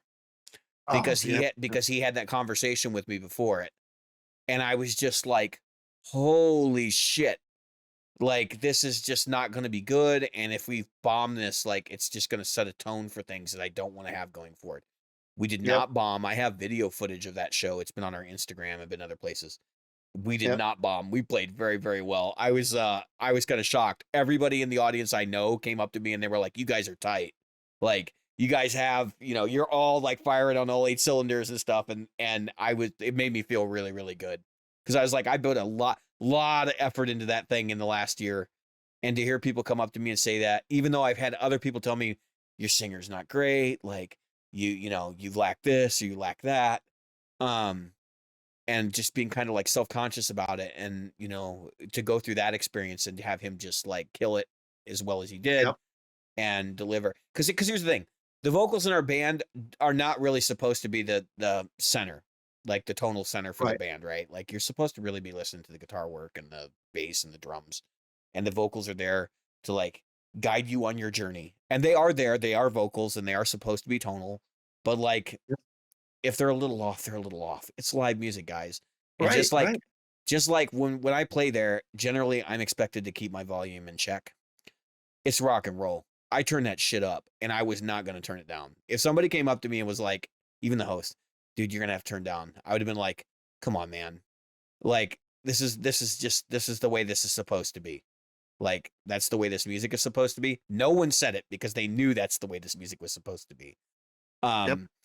And, you know, it was a power trio. It was a real honest to God power trio. I actually had somebody come up and say that to me in the audience, which made me feel good. But it was just, it was nice to have a moment where like all that stuff paid off. And, Yep. so I haven't been to Open Jam. Cause I hurt my shoulder that night too. That's a whole other thing. I don't think I actually hurt my shoulder that night. I think I hurt it the next day. So I work a computer job, right? I sit at my desk all day. And when I sit, my shoulders tend to go forward at my computer because my keyboard is at the wrong height. And I did something to this shoulder and I couldn't play for like a week and a half, to the point where I was ready to go to the doctor and get an MRI. I was going to beg for an MRI to figure out what the hell is going on because I needed to know. Because if I couldn't play, like I needed to know now. And by the time I made the appointment, things started to get better. It was the worst I'd ever had, like a muscle pain or something. And I have Crohn's disease, and there was a 9-month period where I couldn't walk because Yep. my knees would swell up like grapefruit. And I can tell you right now, that was less painful than what was going on with my shoulder. I was taking 800, 900, 1,000 milligrams of ibuprofen, and it was just dulling the pain. But I got over it. I'm back to playing. I'm playing the regular guitars. And I'm rehearsing and playing, you know, 4 or 5 hours a day now, and I'm back to where I should be. But it was an interesting experience to have like all that elation and then like the next day be like, fuck, my arm hurts. Like, what's wrong here? It's nothing I'm doing habitual with guitar. I actually have pretty good habits for my picking hand because I do a lot of the crazy stuff. You kind of have to do Yep. that correctly or you're gonna tear yourself up a lot earlier. I've been playing 20 years. At this point, if I don't have tendonitis from what I'm doing, like I would have had it a long time ago. So I think it's some sort of rotator cuff problem. I've had a little bit of come and go with it and sleeping on it wrong and that kind of thing. Actually, going into that show, I had pain. So I knew there was just going to be issues coming out of it. But like having that panic attack, we've talked about it before. I had a panic attack once time before. It's always gear related. It's always something to do with like, you got, oh shit, this isn't working right. You have to get into the menus and program something. Or, oh shit, the venue doesn't have this. And like, you know, this is really going to affect the quality of this performance like it was there. It's never Yep. like, you don't know the song.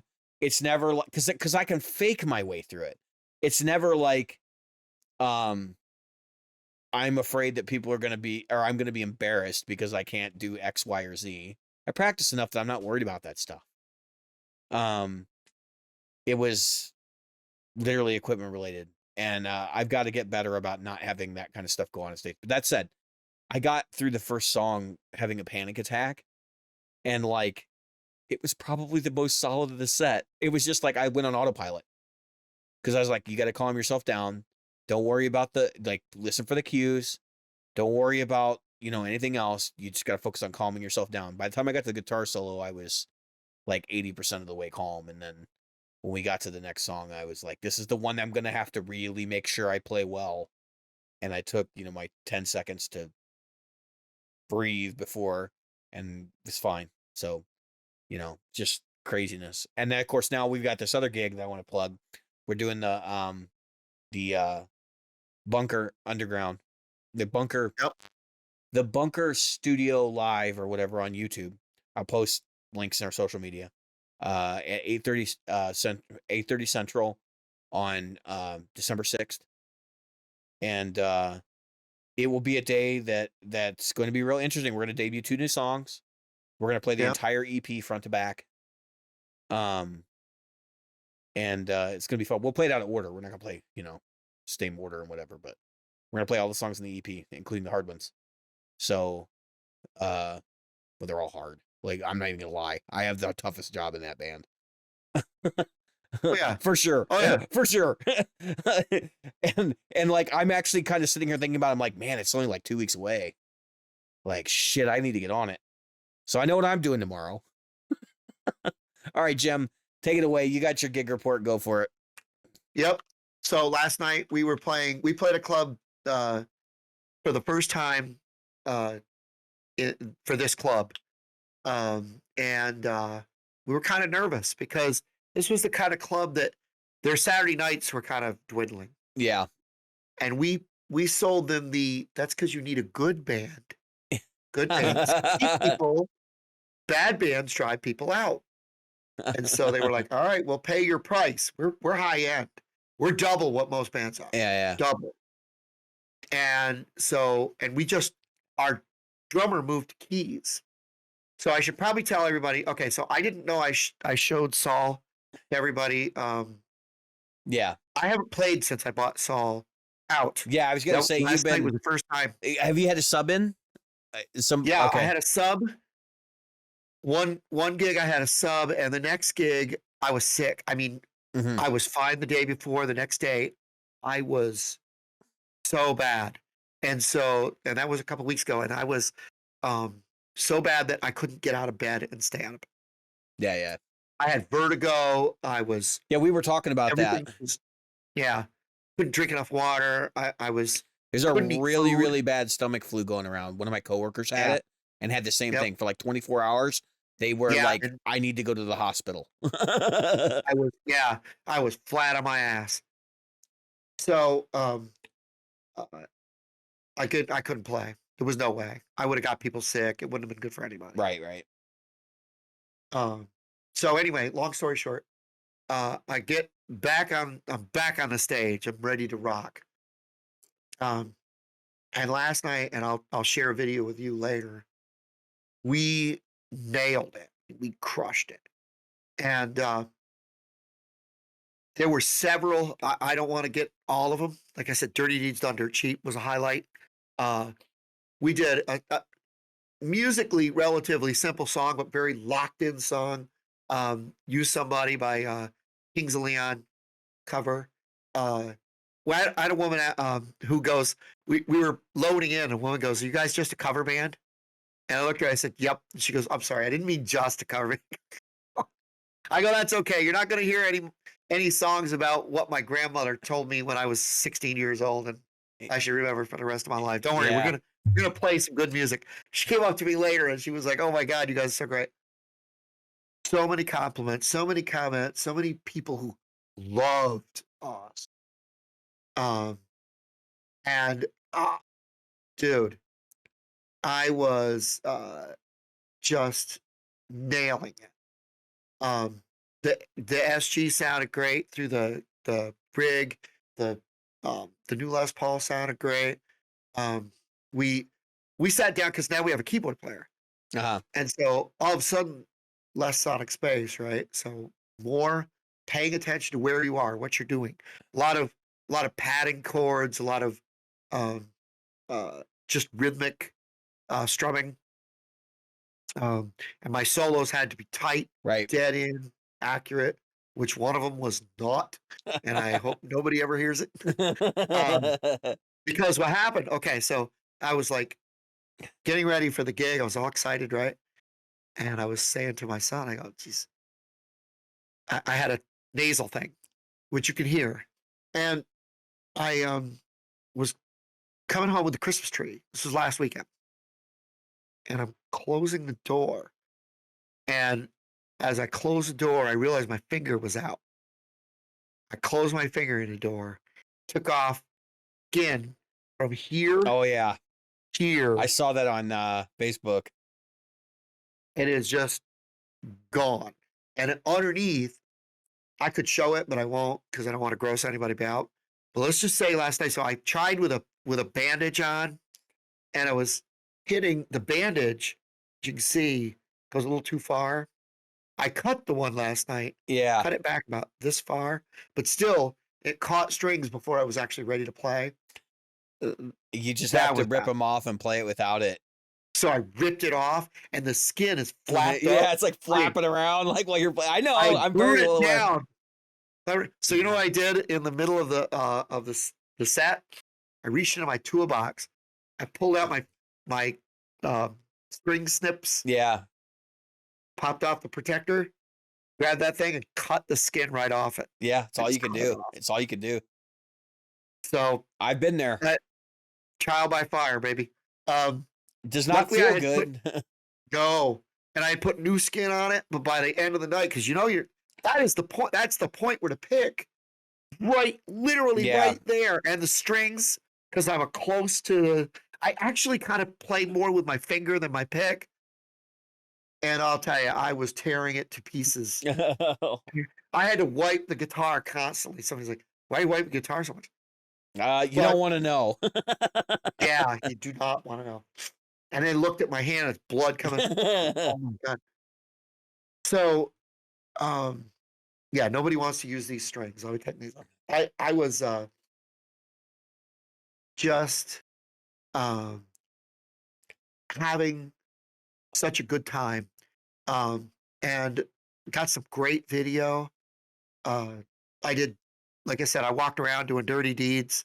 Um and people were just loving it. They loved every song had a energy. There was a, like what you were talking about, it was just surgeons. And at the end of the gig, we're ending with like pop disco shit because that's what we want them to leave them. Yeah. We want to leave them wanting more. Can't remember if we did Commodore's Brick House or Superstition, which we give a very Stevie Ray Vaughan feel. It was one of those two as our last song, but we're coming to the end of the song. I've got the SG. I'm jumping in the air and slamming down with Did the you break it? SG with a big old power chord, hoping that I didn't push the neck too hard Yeah. to throw it out of tune. And the other guitar players playing, and our singers jumped up in the air and just, there's this picture where we're all in the air, just having, like, with the exception of the drummer, everybody's in the air, and it's just amazing. Whoa, wait, why And, is the drummer not in the air? I wonder. Maybe you should call Nick. Nick might be able to Yeah. help you with that. Oh yeah. Nick could. We've talked about that already, but a lot of the stages. But we've had some folks, and we've had some interest from some people that book the corporate high end gigs. Right. That are now like, you guys, we'd like to talk to you. But we play with, I've talked about it before, very high end gear. We've got Yeah. our singer really wants us to go into that arena. But long story short, it was amazing. I'm still high from it. You can probably tell. And I have a if you go to if folks look me up, it's just Jim Woodard on YouTube. I've got a video that suddenly went viral, Yeah. and He's got like 89,000 views on this video. I think it's either somebody from Blackberry Smoke or their management, or somebody from Blue's channel that has shared our video, because it's a Facebook share. You showed me how to figure that out. That has us just, I'm at 110 plus thousand views right now. I'm at, Yeah.